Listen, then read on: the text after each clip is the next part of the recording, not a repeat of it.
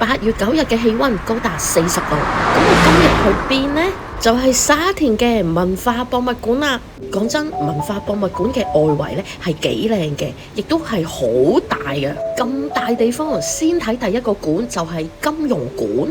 相信如果中意金庸小說嘅各位，呢個館一定要去啦。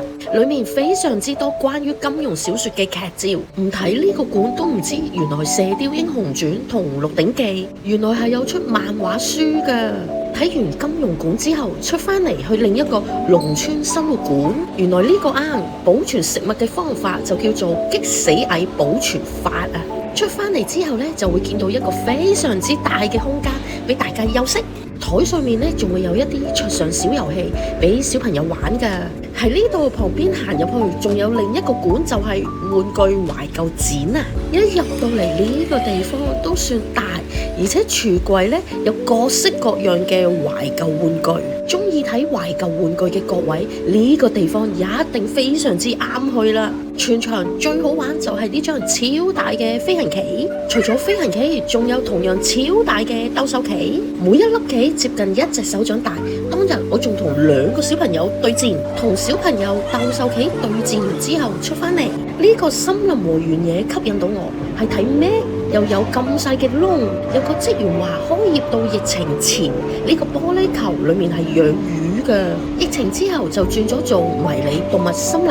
職員話大人都可以爬到入去㗎，咁我親身爬入去睇下點樣用第一視角睇呢個迷你森林。真心玻璃除咗要抹下之外呢，其實用呢個角度去睇都幾特別。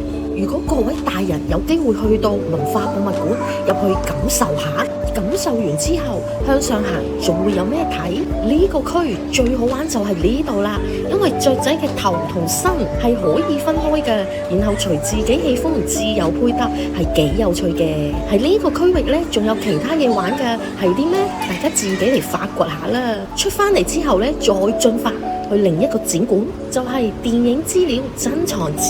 雖然我冇行過紅地毯，但係一入門口嘅呢一塊紅地毯，配上音樂加埋閃閃嘅燈光，真係有種行紅地毯嘅感覺啊！